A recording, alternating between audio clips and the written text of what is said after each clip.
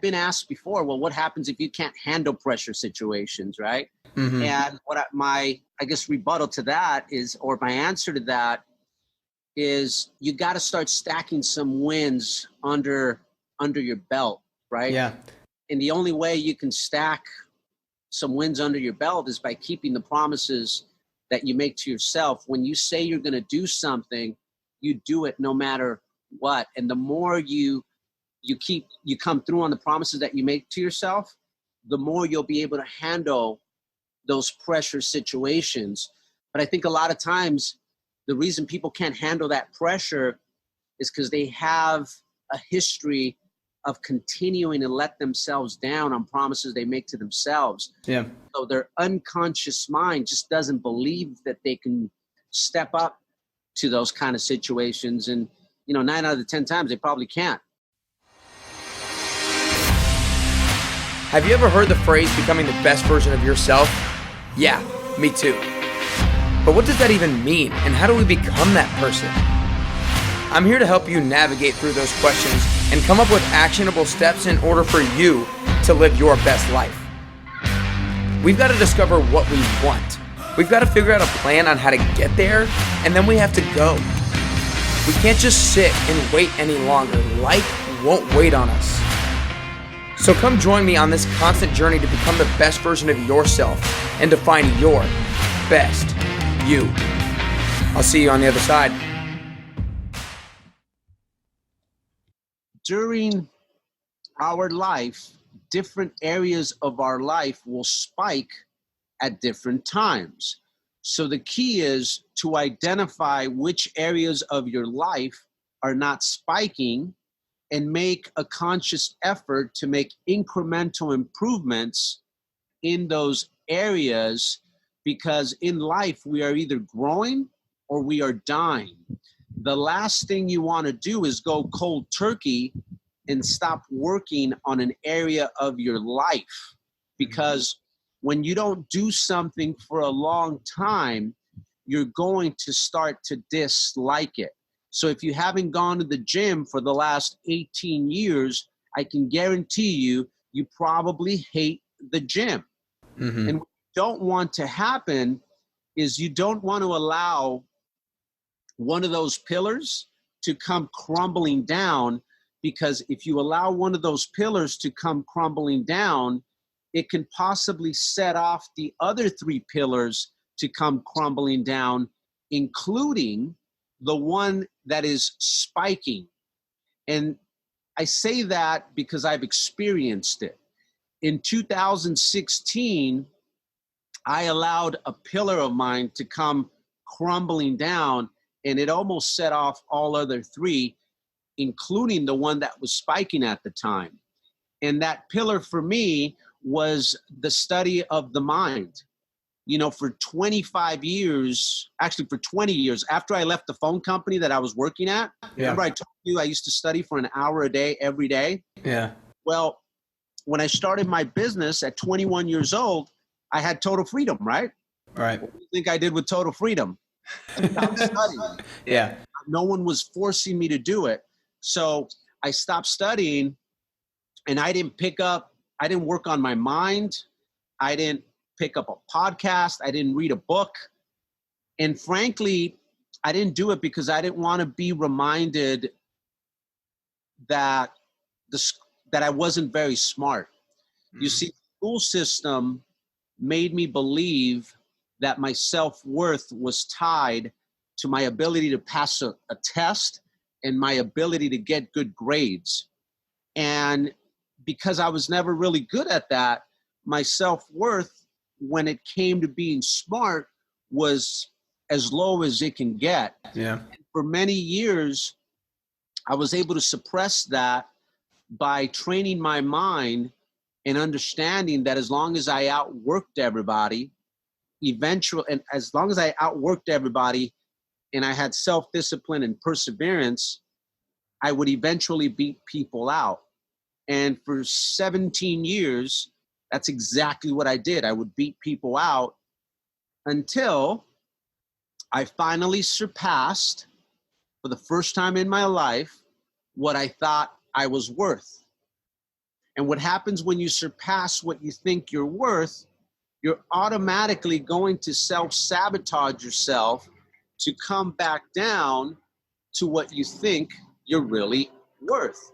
So as you can imagine, I started to go on a downward spiral, and my company started to go on a downward spiral until I finally attacked that biggest fear, my biggest fear of all, which was that I wasn't very smart. Yeah. I attacked it by finally picking up a book. And it's the first book that I had picked up since Charlotte's Web. No joke. I picked, at the phone company, those were courses, but I'm talking about like reading books. Right. I had not picked up a book since Charlotte's Web. That's hysterical. Which I didn't even finish, right? Right. And that book was called 10X by Grant Cardone. Oof. And I remember picking it up, and it wasn't even the reading version. It was the audio version. And well, what got you to pick it up? I got dragged to not a mastermind. I got dragged to 10X. Okay, his conference. 10X conference, and I was like, man, this is pretty cool stuff. Let me check this out. Yeah. What's all this buzz about? And I literally had to get the audio version because, again, I still am that. I'm getting better at it, but for a long time, I was that kid, I was that adult that I'd read a page and I'd have to read it like 5-10 times just to sort of understand it. Yeah. So it was hard at first. So I literally had to write out the entire book. So as I'm listening to audio, I'm pressing play, writing it out. Play, go, writing it out. But when I finished it, I realized, oh shit, everything that Grant is talking about on this book is exactly what I've done to get to where I am today.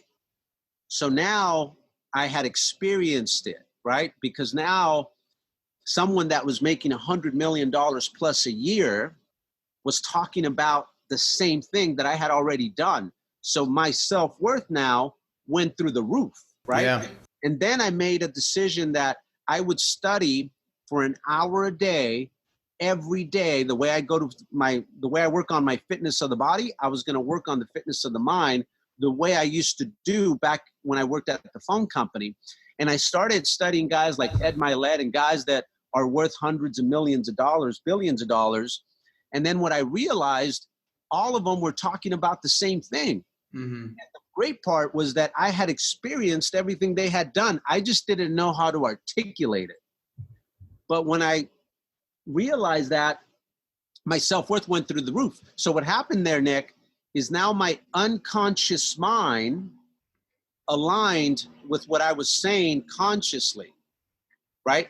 And what I mean by that is, in 2015, I declared we were going to be $100 million company. The problem was that my unconscious mind didn't believe it, because deep down, I had this hidden, suppressed secret that I wasn't very smart, right? So it wasn't until I attacked that fear that now my unconscious mind rised up to align with my conscious mind.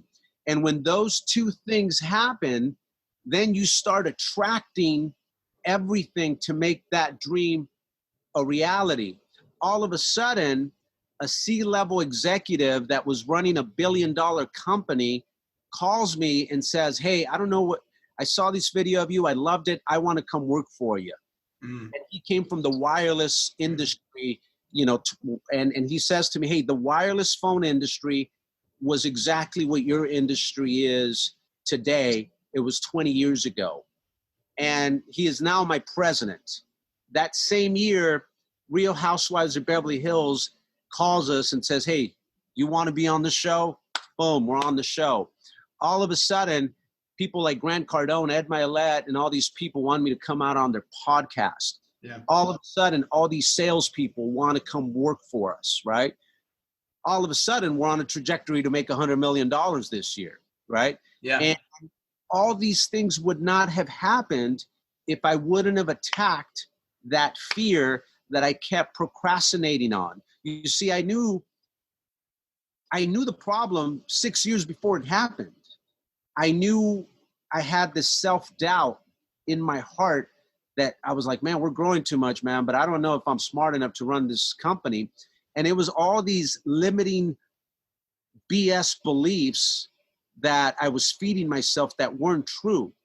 And that is when I adopted the mindset, the idea of we are a leadership development company that is fueled by a smart home security company, because it became something that was dear to my heart. I realized how important mindset is, not just for people that aren't doing very well, but even for someone like me, where it got me while I was peaking. In 2016 was the year I made more money than I ever made. Not the year that I made more money, but it was the year that the company grossed the most money had ever grossed in our existence, which was 40 million. Jesus. But then I took a dump because I started to self-sabotage myself on just not believing that I was worth running that type of company. Yeah. Wow. And again, since then, I attacked it. And, here we are, stronger than ever. The culture's stronger than ever now. But it took me becoming that leader and being the example of, wait, we got to work on our mindset. Yeah. And then once the company saw me change, everyone changed. Yeah. And we've been on fire ever since. I think that's really cool how you were able to kind of like take what benefited you so much in your life and just kind of like implement it, like you said, into the culture of your company. And now that's kind of what everybody's focus is like making sure that you work on your mind, because that bleeds into all those other areas of your life in order to make sure those, those 4 pillars are all working. But, and it's funny because you brought that up last time we talked, or one of the times that we talked over the phone, about how like there's these different areas of your life, and there are going to be times where just like certain areas are spiking, and you have to like kind of be okay with that the other ones aren't spiking, but at the same time, you kind of have to like still make incremental improvements and like maintain those other areas. And you can't just let them go to crap, because like you said, they could bleed into the other ones. Because again, if you let them go to crap, you're going to start to dislike them. Yeah. And again, it's just, we'll use fitness again, since I know probably a lot of your followers are into fitness, right? Mm-hmm. If you haven't worked out for 18 years, don't try to go work out for an hour and a half. Yeah. And then go for 2 more weeks. Start 10 minutes a day. Mm-hmm. Maybe do 10 minutes a day for 26 days during the month. Then the next month, go to 30. Make incremental improvements. And, that's been huge for me, is being aware. It's like, hey, I haven't been working on my faith this as much. Let me start working on it so I don't allow it to die off. And again, that pillar, I started having problems, marital problems that year as well. Obviously, my business got affected. All these things happened. My fitness was the only thing that still kind of had me going. Yeah. But actually, let me take that back. I was so stressed that year. I was working out so much, but I wasn't sleeping. Mm. And sleeping, I had a lot of anxiety that year. Yeah. Sleeping is very important, especially if you want to live a long life and want to be performing at your best, mm-hmm. right? I need my 6 to 7.5 hours sleep to be at top performance. Yeah. Because that's the one thing I'm trying to work on the most right now. Because I ended up having a panic attack during one of those years. During that year, because I wasn't sleeping very well. So I was just coffeeing it up. And I worked until I ended up at the hospital thinking I was having a heart attack. When in reality, I was having a panic attack because I was drinking so much coffee to keep me up and be energetic. And it's because I wasn't sleeping. I was sleeping 2-3 hours a night. But it's because I was dealing with all these issues, which all started from that self-limiting belief that I had, and that fear that, oh shit, I'm not smart enough to run this type of company. Mm-hmm. Gotcha. I love this stuff. But one thing I wanted to ask you, because I hadn't heard it yet, is completely changing topics. But when you were 10 years old, that's when your father was put away. right, Yep. for a long time. And after that, like, I know you have a relationship with him now. That's good. But I don't really know the kind of like in between. So like, I guess like I guess when he was first taken away, how did that affect you? Like, were you bitter about it? How did that affect kind of like your like the shaping of you from that point forward? Yeah, my dad my dad is still my hero to this day. At a very young age, even though I didn't know what he did for business, Yeah. I admired how generous he was. He was always taking care of people. He was always putting people in front of him. He always came through on his word. When he said he was going to do something, he did it. If he said he was going to be at my karate class, he was at my karate class. So at a very young age, I learned how important it was to keep your word. I learned how important it was to take care of people. And the biggest thing he taught me was like, hey, so no matter what, you always take care of your mom. You always that is your number one person. You would not be here no matter what she does, which she's always been lovely, nothing but lovely. But no matter what she does, you're here because of her, and you take care of her. And he instilled these things at a very young age. And then he also showed me the importance of options, having money, because growing up until we got, until he went away and he got put away in jail, whatever I wanted, I pretty much had, right? And money isn't everything, but it gives you options, I loved my childhood. When it got taken away, I got to see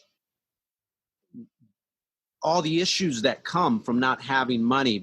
My younger siblings could not have all the things that I had as a kid. They couldn't have toys. I had to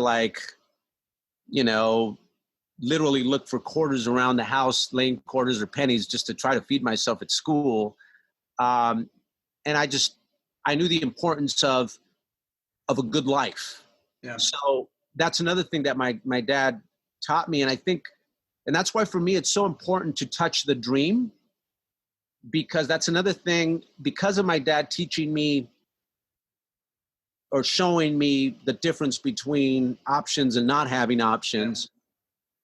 When I started working, I wanted to go to a nice restaurant because I had sort of experienced that with my dad, and then it got taken away. Yeah. Then I think many people, if you don't experience the dream, you won't even know that it exists. Yeah. And if you don't really know that it exists, why would you work your butt off to go make it happen? Yeah. Right. So that was huge for me. My dad did about 10 years and then he got deported. And one of the things that I promised him that I did once he got out of jail and went back to Colombia, I said, hey, Dad, you never have to work a day of your life again. I'm going to take care of you, but just promise me you won't start doing those things that landed you in jail. And I've been taking care of him ever since. It's one of my biggest whys of why I continue to work. I meet him once, twice a year. We've gone to a couple World Cups together. Now I travel with him all over the world. I say, hey, Dad, pick a country. Where do you want to go? And we meet at the very least once a year, but I try to do twice a year with him. Yeah, very cool. Well, I love that. We'll get a little bit low on time, but I want to make sure I get a few more things in. I know I would probably get harassed by some people if I didn't ask anything about your wife. So I guess the thing I want to know is, what do you think is the biggest lesson that you've learned from Teddi? And it could be from anything. I know she does accountability coaching and a lot of that, so it could be on that. But what do you think is one of the biggest lessons that you've learned since being with her?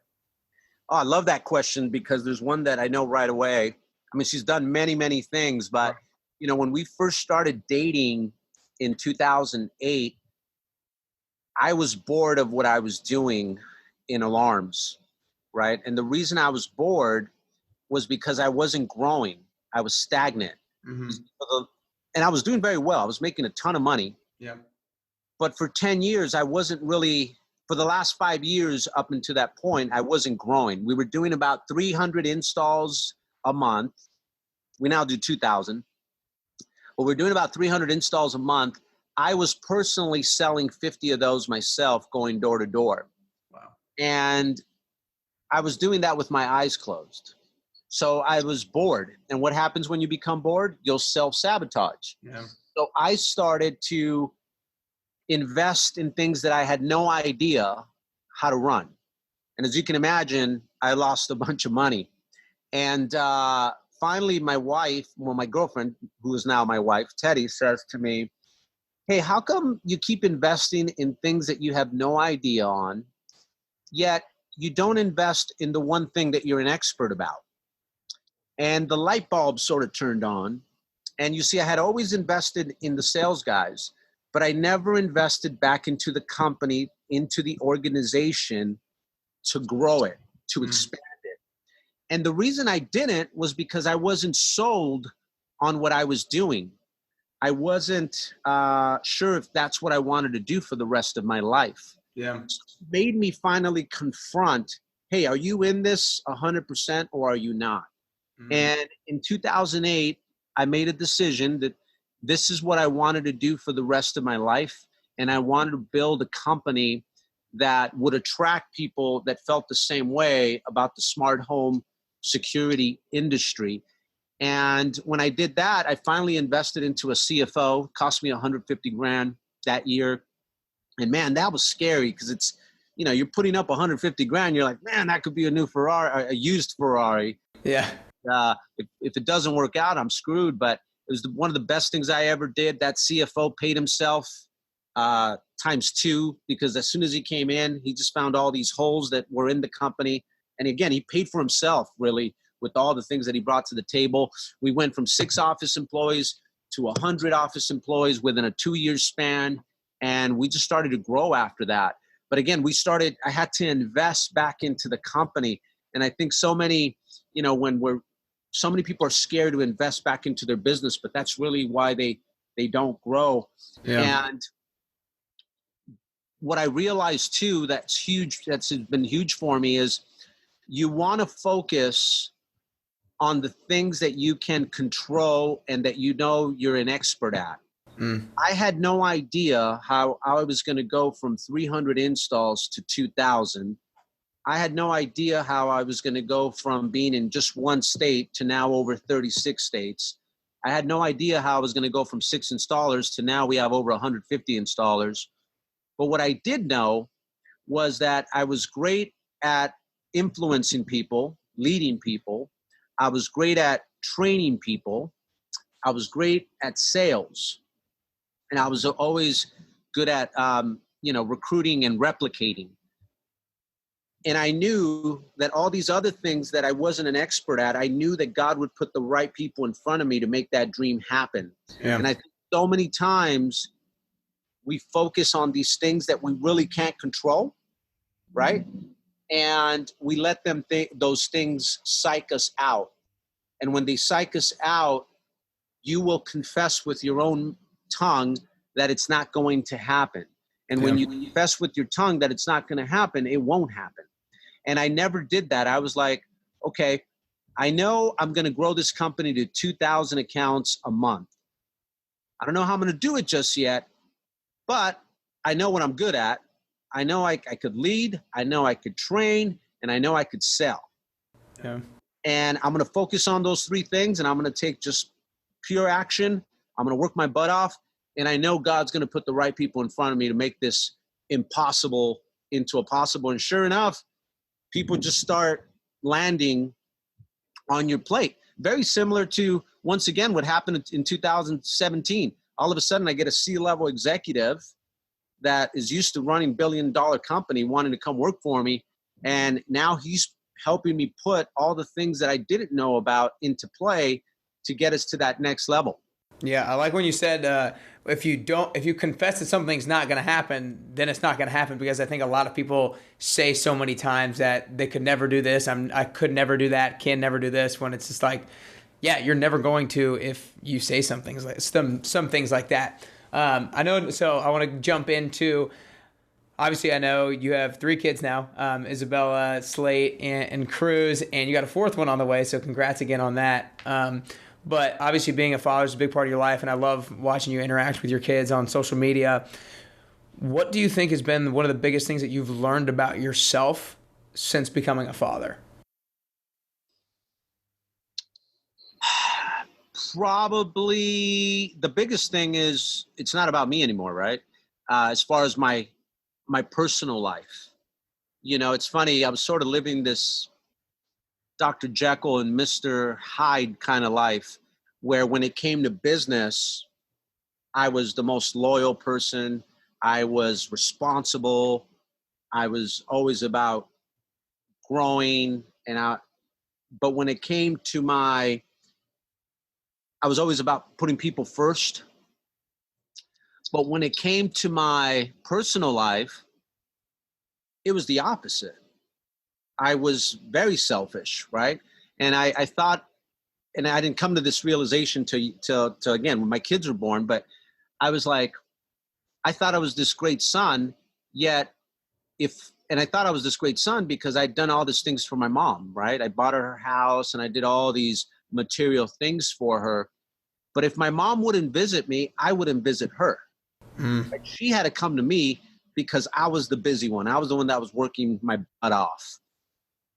With my younger sister, I was never taking the time to learn about her because she hadn't done much, so she should learn about me. How selfish that was. But in my mind, I wasn't even seeing it. I was just like, well, shit, I'm the successful one. You should learn from me. So I realized that I was living this double life. In I was as responsible as it got for business, but in my personal life, I had racked up a couple DUIs, right? In my personal life, right? I was partying a little too much.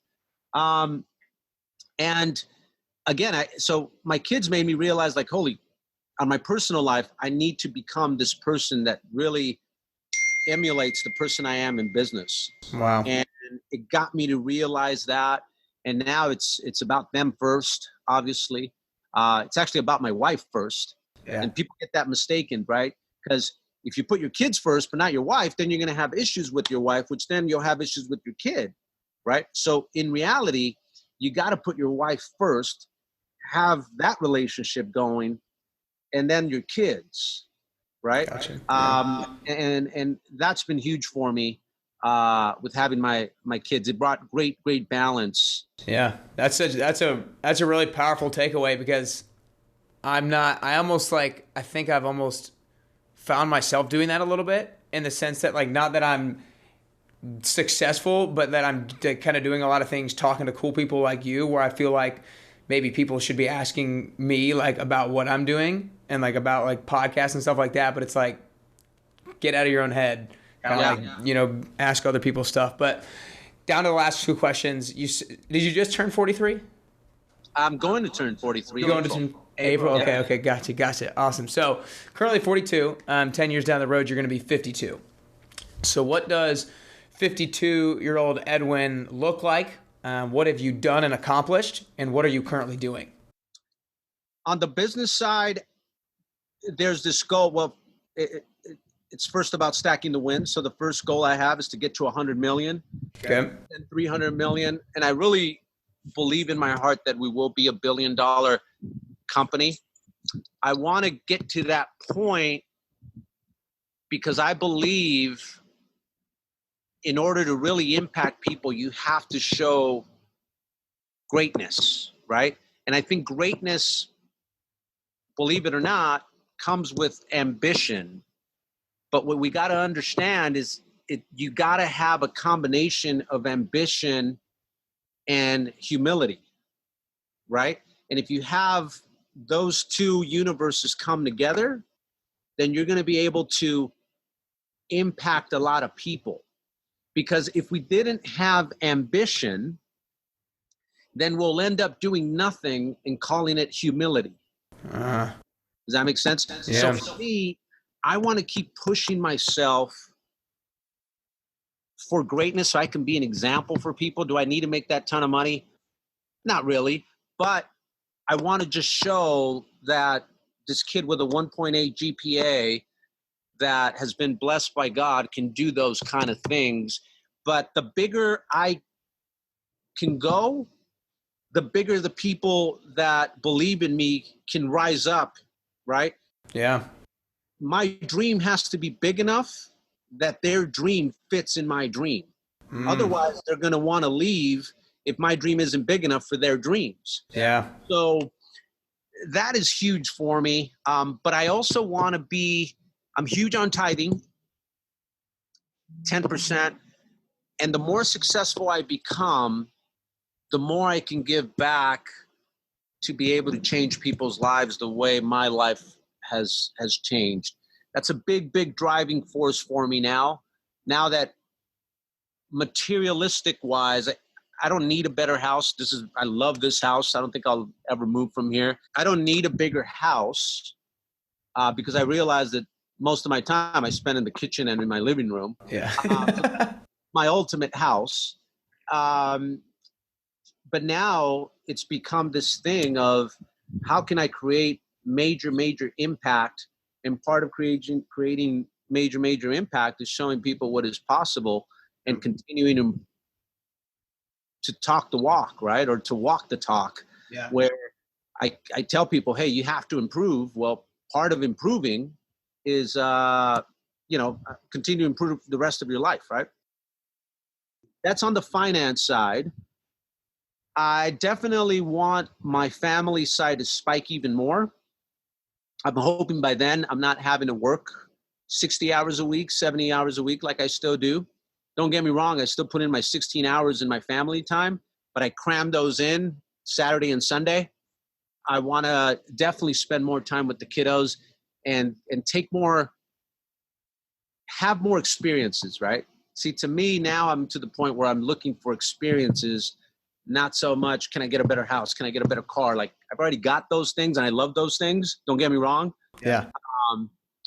And again, I guess there's something to be said. I believe that what will inspire you being young is some of the material stuff. And you got to go after it because that is what will make you great, chasing those things. But like anything in life, different things will start to change. And then that won't be the thing that inspires you anymore. But because you've got those things, it's now made you experience in your heart that you are great. And now you believe it. Yeah. I think back to the first house I bought in 2004. I bought this house for $900,000. And I sort of wrestled with this as far as, man, is this as good as it's going to get for me? Because I don't think I could do better than this house. This house is like pretty bitching, I said to myself. Yeah. But then I realized, wait a minute, it's not my real dream. My real dream was to end up in Hollywood Hills. I'm living in Woodland Hills.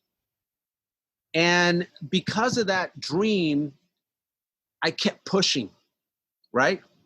And because I kept pushing, I kept realizing that I was better and better because I kept accomplishing. And every time I accomplished new feats, my confidence would just grow and grow and grow and grow to the point that, 7 years later in 2011, when I bought my house in Hollywood Hills, I developed a habit of wanting to improve every time. Yeah. Now it's a lifestyle to improve. It's not a material thing. It's I want to improve. In 2004, if I wouldn't have kept dreaming, I would have said, this is as good as it's going to get for me. I would have never worked as hard as I did, which means I would have never realized my true potential. Yeah. That's why, to me, the material stuff is important at first, because at 21 years old, I wasn't thinking of tithing 10%. Not even at 30 years old, I was thinking, well, maybe at 30 it began to start, but it was about, I need to take care of myself first. Then you've taken care of yourself so well that you're like, all right, how else can I take care of people now? Yeah, no, I love that. So first, it's about survival, right? Second, it's about material stuff, right? Third step is where you become wealthy, right? Where now you have enough money that you're not in fear of losing or whatever. And then the fourth one is leaving a legacy. Yeah, cool. Well, awesome. Well, very good. Before I ask the last question, I want to acknowledge you again for just how great you've been in our relationship and everything like that. But also I really like what you said at the end there was you want to make sure that your dream is big enough so that you can invite and get as many people's dreams to fit inside of that, and how you're just so much about kind of like bringing other people along with you now, and like kind of like the servant leadership kind of idea as well. And I think that's just super cool, and that you're driven by all the right things right now, and you're just going to continue to spike in those areas of life that you choose that you want to spike in. But also, I want to make sure that people can find you and support you in every way possible. So tell them where they can find you on Instagram, website, and all that good stuff, and support you in the best way possible. Yeah, so you can find me at Tedwinator, which is TEDWINATOR. Right. Instagram is probably the best place to find me, although I do have a Facebook, which is just Edwin Arroyave. You'll find me there. The Facebook is a shared account. The Tedwinator used to be a shared account, but now my wife's Instagram is so big that she let me have my own. So now, little by little, I'm working on changing the name, but she still doesn't allow me to change the Tedwinator name. That's funny. But that's where you'll find me. And, those of you that are looking for a vehicle on allowing to apply the things that you're learning on mindset, I believe that one of the things that I love about our industry, which is the smart home industry, is number one, it just happens to be one of the biggest industries that's blowing up right now. But number two, it's one of the few it's the only industry that I know that pays you high commission, and you can learn everything within a week and get paid within a week. Because usually high commission paying jobs, they're great, but it takes 6 months to a year to learn it. And unfortunately, many people just don't have that time to put into something and not get a return. And that's what I love about our industry the most, is we can create impact because we can train somebody within a week, pay high commission, and get them paid within a week. And then we just opened up a solar division as well that we're really doing well with. That's our solar company. And that's high commission. Takes a little bit longer to get paid, but it's another industry that's just blowing up.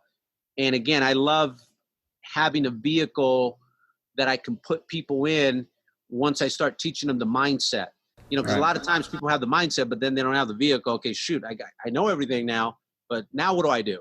So if you're looking for an opportunity there, DM me, and we'll see what we can, make happen for you. Yeah. Well, very good. Very good. Well, the last question, you've talked about how we need to be continually improving ourselves, looking for those purposes, looking for problems, looking to improve every single day. So what I want to ask for you personally, I'll kind of back it up real quick, is that I believe that becoming the best version of yourself is a constant journey. I think we're always chasing down that person, and I also think it's a unique journey. I think the way that I'm going to become the best version of myself is a little bit different from the way that you're going to become the best version of yourself. So to ask for you personally, what are 3 things that you could currently do or currently work on to get closer to the best version of yourself? I'll probably give you one just because it might be long. I hope that I'm going to try to make it as short as possible. The number one thing that I think we sometimes neglect is keeping the promises that we make to ourselves. And I call that integrity. And see, many of us are good at keeping the promises we make to other people, but we don't keep the promises that we make to ourselves. And the reason that's so important to me is because that's what gives you true confidence. And at the end of the day, that's what confidence is, what's really going to get you success or not, I believe. And why that happens is your brain is made out of different parts. One of it is your conscious mind. The other part is your unconscious mind. What you got to understand is that the unconscious mind is a lot more powerful than your conscious mind. Let me give you an example. New Year's is coming up. So I'm sure a lot of you will probably say, I'm going to be the top salesperson in my office. And that's great. That's where it starts. You got to declare it. The problem is that your unconscious mind doesn't believe you because it has a history of you letting yourself down over and over and over by not keeping the promises that you make to yourself. So to protect you, your unconscious mind is actually going to block opportunities that can possibly make that dream happen for you. It'll actually block them to protect you because it doesn't want you to let yourself down again. And when we think about that, that is no different than when our own loved ones, when we have these big dreams, are the same people that shoot us down. It's not that they don't love us. We just never given them a reason to believe that we can go after those big goals because they've seen ourselves not come through over and over and over. Yeah. So the key is, now that you're aware of this and how important it is, make a conscious effort to keep the promises that you make to yourself, no matter how small, no matter how big. So if you tell your daughter that you're going to take her to Six Flags during the week, you make that happen. No matter how busy you get, you make it a point to take her during that week. If you tell your mother that you're going to buy her a house in 90 days, you make that happen, even if it means that you have to knock in Watts, California until 11:30 at night to make sure that that dream happens. If you tell your dad he's never going to have to work a day in his life so that he doesn't go back to what got him in jail, you make that happen, even if it means that now you got to take care of his other family that lives in Colombia. You just keep every promise that you make, and you keep the promises that you make to yourself. And when you do that, you will realize that the power of your word has value. And then when you say something, you can make it happen. You'll believe. When you say something, you'll believe that you can make it happen and bring it into fruition. And that is when you take it to that next level, right? So that's when you become unstoppable. So again, you tell your friend you're going to meet him for lunch, even though you might not feel like it that day. You make it happen because your unconscious mind is going to start to realize, hey, when this guy says something, he means it. Yeah. And then your unconscious mind is going to rise. And when it rises and it matches what you're saying, you become unstoppable. That has been my biggest secret to my success. That's powerful. I love it. I completely believe in it. But other than having my faith, that's what built my identity, right? That's what made me believe that when I say something, I'm going to do it, right? And I could bring it into existence. Yeah, I love it. Just keeping the promises to myself, and, you know, no matter how small, how big, like, you got to get to the point where, I'll give you an example. The other day, I told we were doing something with our leadership team, my senior leadership team, where one of my managers said, hey, Ed, can you read this and then send your thoughts on it so we could have it ready for your leadership meeting? I said, don't worry about it. I'll get it done. I forgot about it. I didn't get it done. I literally woke up in the middle of the night, in a panic, like, oh crap, I didn't do it, right? Yeah. Started to kill me inside, right? That's where you want to get, where you become that kind of person that when you don't keep the promise, it starts to kill you inside. Versus the person that never keeps the promise to themselves, you become numb to it. Yeah. You don't even realize you're doing it because it becomes the norm. Does that? Yeah, no, I think that 100%. I think that's so true, because I feel like I'm pretty good at following through, and like it definitely eats me alive. And I see people all the time who, like, it doesn't bother them, and I'm like, how can that not bother you? Yeah, I mean, it bothered me asking you, can you delay it for 30 minutes today? Like, well, you know, luckily you granted me that, but I didn't feel good about doing it. Yeah. Right. But because I'm used to being boom, when I say I'm going to do something, I'm going to start at 10. I do it at 10. Right. And then it was like, I'm running behind. But I even said, hey, if we need to do it at 10, I'll make it happen. Yeah. Yeah. You know, awesome. Awesome. Well, that's all we got. I appreciate your time. That was awesome stuff. Awesome, brother.